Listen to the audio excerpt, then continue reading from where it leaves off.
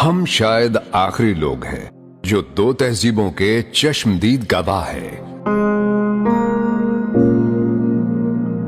ہزاروں سال سے چلی آ رہی تہذیب، سرخ رنگ کے پوسٹ باکس میں خط ڈالنے سے لے کر آرٹیفیشل انٹیلیجنس ٹیکنالوجی کے کمالات دیکھنے والے ہم شاید آخری لوگ ہیں۔ وہ مٹی کے بنے گھر، کچے صحن، گھڑے کا پانی، ٹاٹ والے اسکول، تختی اور سلیٹ، سیاہی کی دوات اور کانے سے بنا قلم، کاچی کی بھینی خوشبو، سٹاپو، پٹھو گرم، چھپن چھپائی، کنچے اور کوکلا شپاتی جیسے کھیل، صحن میں چار پائیوں کی قطار، مٹی کی ہانڈی اور لسی کی مدھانی، وہ کھیتوں میں بیل کے ذریعے چلتے ہل، درانتی سے گندم کی کٹائی اور گاؤں کی چوپال پر حکے کی گڑگڑاہٹ میں بزرگوں کی محفل، شام ڈھلتے ہی مٹی کے تیل سے جلنے والے لیمپوں کی ہلکی لو، ریڈیو پر فریکوینسی سیٹ کرتے کرتے اور آسمان پر ستارے گنتے گنتے نیند کی آگوش۔ اس خوبصورت زندگی سے لطف اندوز ہونے والے ہم شاید آخری لوگ ہیں۔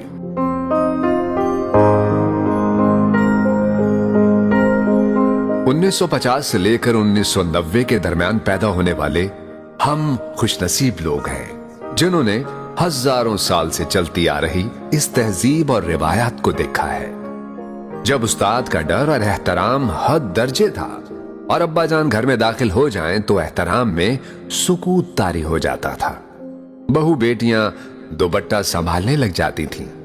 ہم وہ آخری لوگ ہیں جو باقاعدگی سے پو پھوٹتے اور سورج کی پہلی کرن دیکھتے تھے۔ ہم وہ آخری لوگ ہیں جو عشاء کی نماز کے بعد نیند کی آغوش میں چلے جاتے تھے۔ آج اسمارٹ فون نے نئی نسل سے راتوں کی نیند اور سحر خیزی چھین لی ہے۔ آج ہم پرانی اور چھوٹی اینٹوں سے بنے پرانے بوسیدہ مکان اور لکڑی کے کواڑوں پر لگی زنجیر والی کنڈی دیکھ کر اشکبار ہو جاتے ہیں۔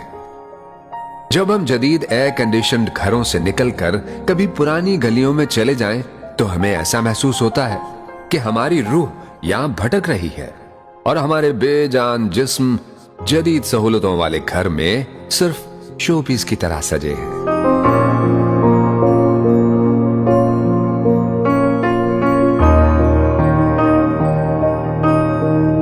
1950 سے 1990 کے درمیان پیدا ہونے والے ہم خوش نصیب لوگ ہیں کیونکہ ہم وہ آخری لوگ ہیں جنہوں نے مٹی کے بنے گھروں میں بیٹھ کر پریوں کی کہانیاں سنی، جنہوں نے اپنے پیاروں کے لیے اپنے احساسات کو خط میں لکھ کر بھیجا اور ہفتہ بھر ڈاکیے کا انتظار کیا۔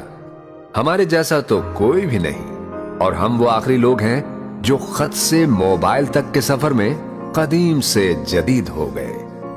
ہمیں بڑے اور کچے صحن میں قطار میں بچھی چارپائیاں اور ان کے قریب لکڑی کے سٹینڈ پر سجے ٹھنڈے پانی کے گھڑے بے حد یاد آتے ہیں، بے حد یاد آتے ہیں۔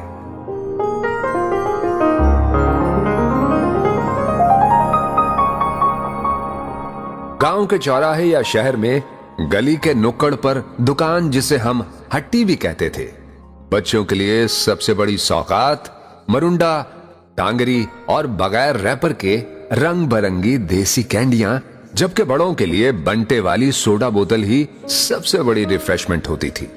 اب اس کی جگہ پیزا، شوارما اور ان گنت فوڈ برانڈز نے لے لی ہے، مگر ہٹی پر جانے کا مزہ ڈپارٹمنٹل سٹور کی چکا چوند ہلچل میں موجود نہیں۔ عید الفطر کی رات سال میں سلوایا گیا واحد کپڑوں کا جوڑا اور واحد جوتے دیکھ دیکھ کر نیند اڑ جاتی تھی کہ صبح اسے پہن کر شہزادے لگیں گے۔ عید کے روز محلے میں بننے والی جلیبیوں کی مٹھاس اور گلی میں جھولوں کے نام پر بچوں کی سب سے بڑی انٹرٹینمنٹ پنگوڑوں کے مزے ناقابل فراموش ہیں، جن کی جگہ اب ونڈرلینڈ نے لے لی ہے۔ کیا زمانہ تھا جب مائیں خود بچوں کے کپڑے سیتی تھیں، بازار سے ان کے گولے منگوا کر سارا دن جرسیاں بنتی تھیں، لڑکے لڑکیاں درختوں پر باندھی گئی پینگ پر اونچے اونچے جھولے لیتے تھے، یا بچیوں کا سب سے بڑا شوق کپڑے سے گڑیا گڈا بنانا اور ان کی شادی کرانا تھا۔ سادہ سی زندگی مگر खुलूस से भरी जिंदगी।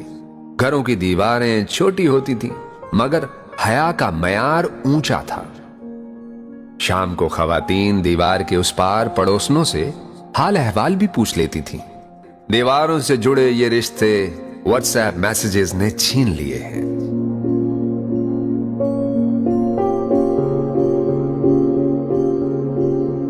हम वो आखिरी लोग हैं जिन्होंने हकीकी खुशी से भरी शादियां देखी हैं, जब एक हफ्ता कबल रिश्तेदार घरों में आकर बराजमान हो जाते, नागवारी की बजाय दिल खुशी से शाद हो जाते थे।